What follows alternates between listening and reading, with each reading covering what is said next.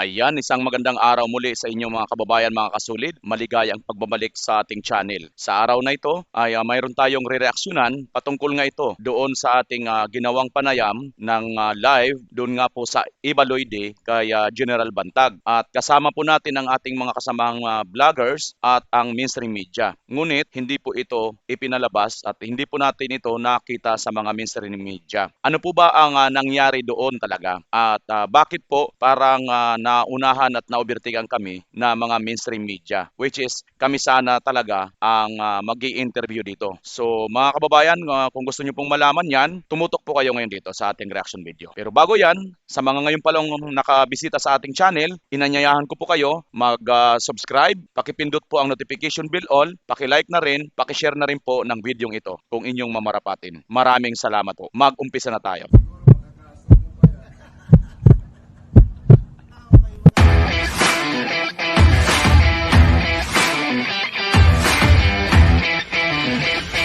Ayun nga po mga kababayan, patungkol nga dito sa nangyari ngayon na panayam na bakit naunahan nga kami nitong mainstream media. Dito po sa videong ito, kinuha ko po yung clips doon sa live na nangyari. So yung portion lang po na ito kasi marami po ang mga nagtatanong sa ating mga viewers kung saan ba yon na video na yon. Ito na po yon mga kababayan. Panoorin po natin at dito maririnig sa background na nag-uusap kami ni Toldan or si Brothers Travelers na magkakaroon nga ng panayam kay DJ Bantag. Panoorin po muna natin ang clips na ito mga kababayan. Yan, ito.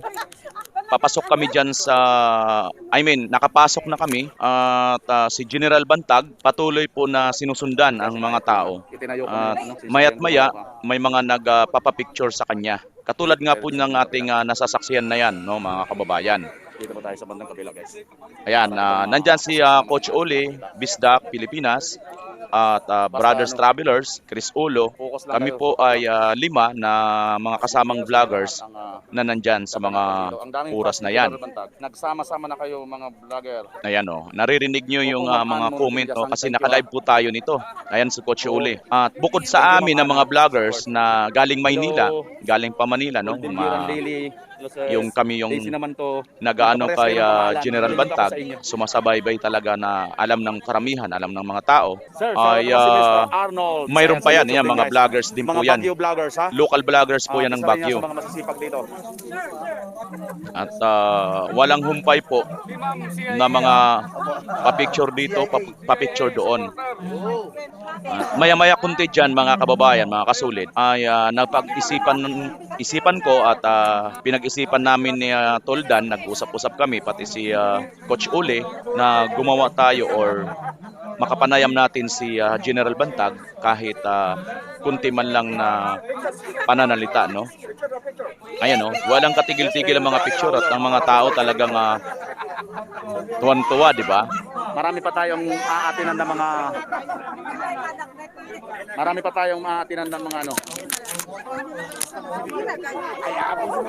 Ayan, tuloy-tuloy yan ang mga papicture hanggat halos walang patid yan mga kababayan. Kita nyo naman dyan sa ating napapanood. Ayan, At pansinin nyo mga kababayan, karamihan mga simple-simple lang dyan. Ako hindi nyo alam, baka congressman pala yan, baka gobernador pala, konsihal, vice mayor. Ganyan po dyan kasi simple yung mga kababayan nating igorot, no? Hindi po sila yung showy na parang may maraming mga naka-live po dyan mga kababayan. Hindi lang po kami ang mga naka-live. Hindi ko po alam yung mga mainstream media kung naka-live ba sila. Pero nandyan na rin po sila. Umaali-aligid na rin po sila dyan. At sumusunod-sunod din sila doon sa parada. Ito kasi dumating na kami dito. Dito kasi yung pinaka-base na, no? Ayan, si Toldan, naririnig nyo sa background. Kunting parang ambush interview lang. Ayun, si DJ, para kunting panayam lang. Para ano masasabi niya ngayon sa mainit na pag-support sa kanya. Para maigsi lang, Tol. Para makita, alam.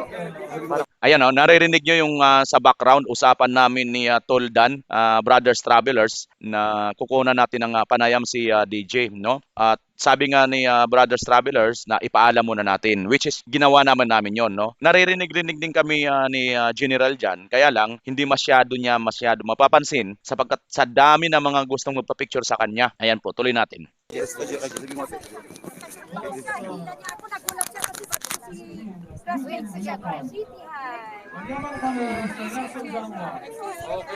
Cute ng bata, ang ganda. Oh.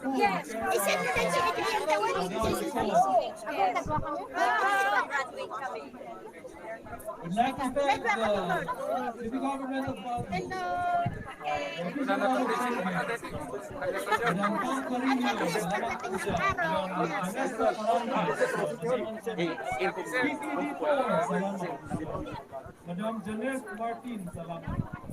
Okay, Lakihan ko ng konti pala yan. Again, sa Tuloy kanila na. ho, hindi pinakita ng mainstream media ho yan. Kung ano hong ginawa doon, mga taong bayan. Ulitin ko mga kabayan sa lahat ng mga dito. Mainstream media, mga bayan, hindi pinakita ho. Ano sa taong bayan doon. Ano, ito po si Pastor General Bantang. Tanyag sa salita sa Sherwin, shoutout sa'yo, Tol. Mga school niyan, yes. Salamat Bagyo Apache. Okay, mga ladies, maraming salamat sa mga vlogger na masipag na ito. Halik daw para kay DJ Bantag. So, siyempre, hahalik ako kay DJ Bantag. DJ Bantag, para sa inyo, sa mga nagmamahal kay DJ Bantag. May word na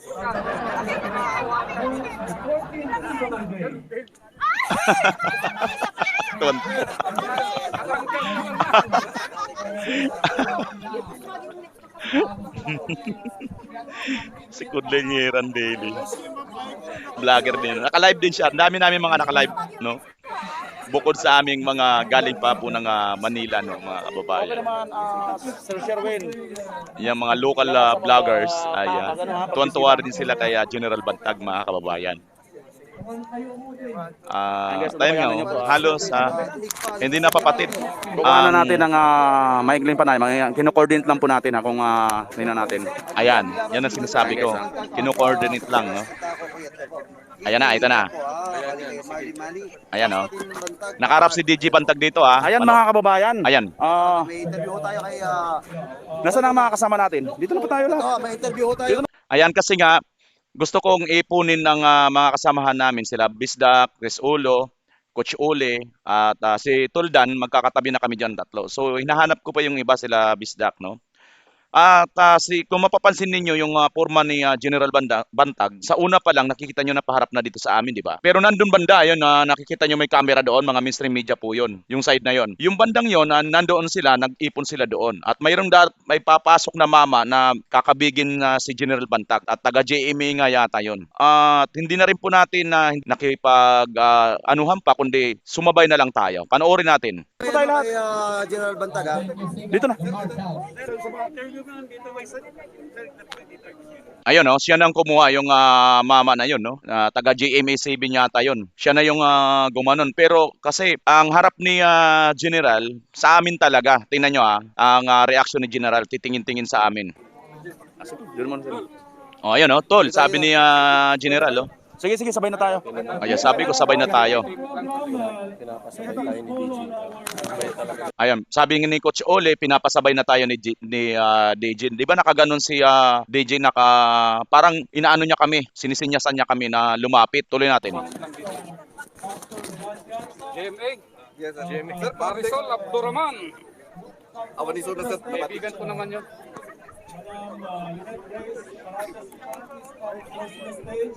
Yan, paminsan-minsan tumitingin sa amin si DJ, no?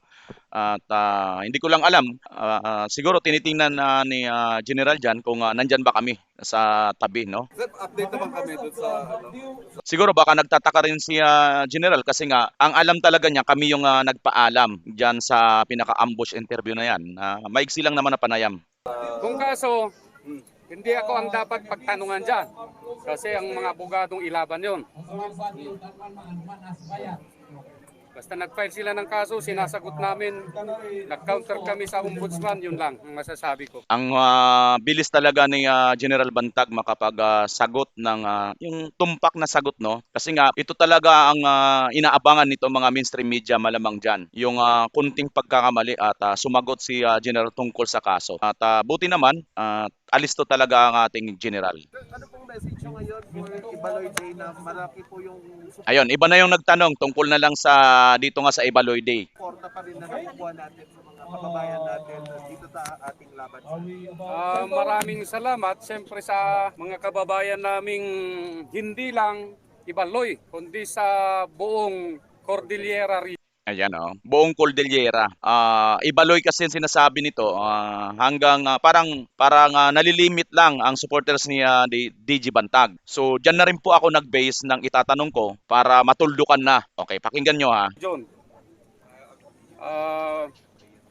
kung isa-isahin ko, hindi yung Kalinga Province, Mountain Province, Ifugao, pati Abra, Apayao, ano pa, Benguet, ano pa, baka makalimutan ko eh. Masipa ako ng kabayo mamaya. Yun. At hindi lang mga Cordillerans. May mga katulad din ninyong hindi Cordillerans na sumusuporta dito sa araw na ito, Ibaloy Day. Kahit sa'yo, si Virgilio Carino. General, may tanong kami mga vloggers, no? Tayo mga vloggers po at mga kasama ng mga mainstream media ay nandito po tayo ngayon nakakasaksi sa isang mainit na pagtanggap at pagsuporta sa inyo ng taong bayan.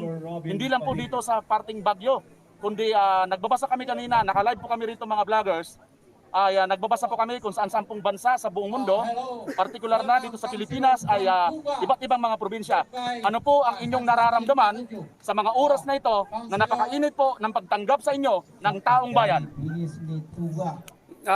Yung tanong mo na yan, Tol, ay paulit-ulit. So paulit-ulit ko ring sasagutin ng pasasalamat pa rin.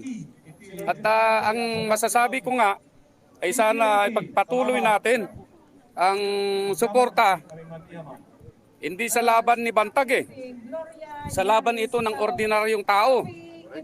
Kasi hindi naman ako 4-star general. Kalukuhan yon. Ibig sabihin, kung ang 4-star general kayang-kayang gawin yung ginawa nila, how much more yung mas maano pa sa akin? Ordinaryo. So ang masasabi ko yun. Maraming salamat, General. Thank you.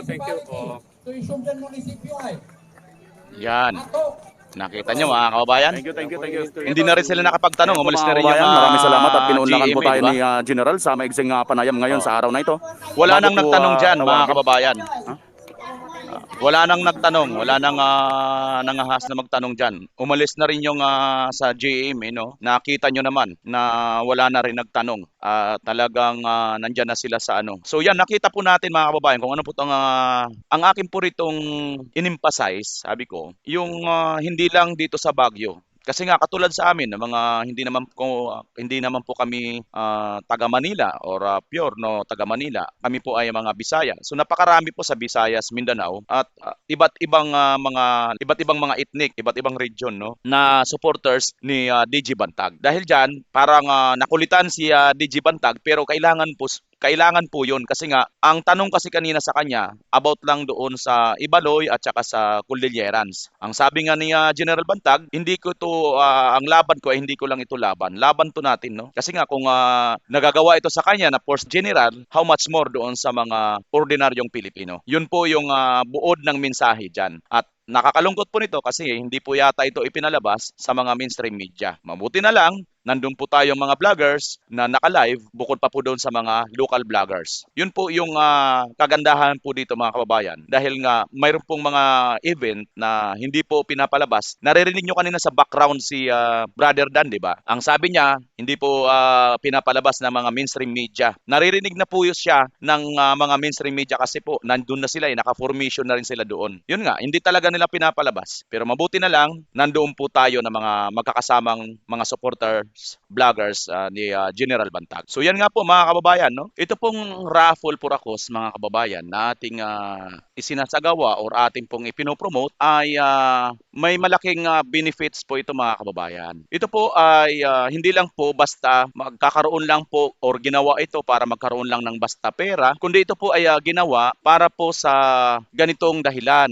Ito pong mga beneficiaries ay mayroon pong 100 ailing patients care of IWI nationwide. Kasi po yung IWI, mga kababayan, ay isa po siyang foundation at international po yan. Tumutulong po sila sa mga nangangailangan na mga pasyente, may mga sakit. Doon po mapupunta ang ilang bahagi dito nga po sa malilikom mula rito sa raffle for ACOS na to. Pangalawa, mga kababayan, ay ang Law Students Research for Ilaban. Yung mga nag-aaral pong mga abogasya or researcher para sa Ilaban, mga kababayan. Kasi kailangan po lahat yan ng mga gastusin paglakad-lakad. Pangatlo, ang Ilaban po, yung mga abogado or legal team ng ating magiting na general, mga kababayan. So maliwanag po yan mga kababayan kung saan po pupunta ang kikitain nito. Ano naman po ang isang side pa kung saan mapupunta ang kikitain. Ito naman po mga kababayan. Pag bumili ka po ng ticket na to, aside from doon na nga na nakatulong ka sa mga may sakit, mga may mga beneficiaryo na mga may sakit, no?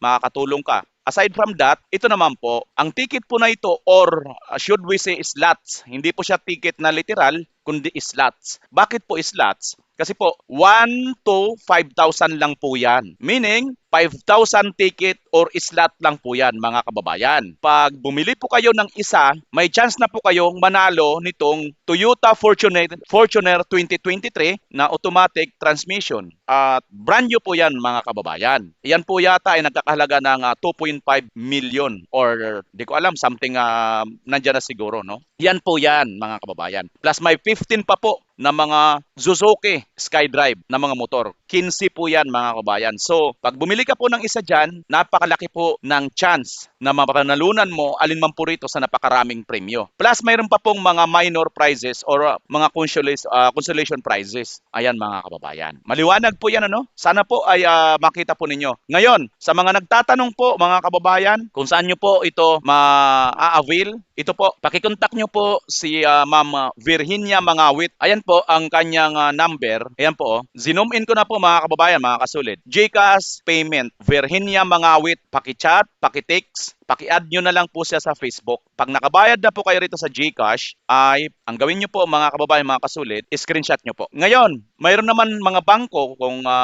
bangko po yung pagbabayaran ninyo, andito po sa baba yung BDO account, mayroon pong dollar at piso account. Sana po mga kababayan, maunawaan po ninyo, sana po maliwanag po ninyo nga naintindihan itong atin pong ipinaglalaban na si DG Bantag at ito nga po ay may tinatawag na raffle for ACOS, hindi po ito sa kanya mapupunta lahat, mga kababayan. Nililiwanag lang po natin. Maraming salamat po sa lahat ng tutugon. Yun naman po ay hindi po ito sa pilitan. Kung sino lang po ang may kakayahan. Ngayon po, kung gusto nyo po magtanong tungkol sa akin, i-PM nyo po ako, Roland PH Channel. Yun sa Facebook ko naman po mga kababayan. Ayan po, maliwanag po sana yan mga kababayan. Magkita-kita po tayo sa raffle drone nito, no, mga kababayan. Sana po, manalo po kayo ng isang Toyota Fortuner. Maraming salamat po sa inyo lahat, mga kababayan. Muli, ito si VMR Channel, ang nagsasabi po sa inyo, patuloy po tayong manalangin, humingi ng awa at magpasalamat sa Diyos. Pansamantala po, magpapaalam po tayo at sa muli, magkita-kita tayo kung loloobin, may awa ang Diyos. This is VMR Channel. Once again, maraming salamat po sa Diyos una sa lahat at sa inyo na tumatangkilik sa ating channel. Bye-bye po!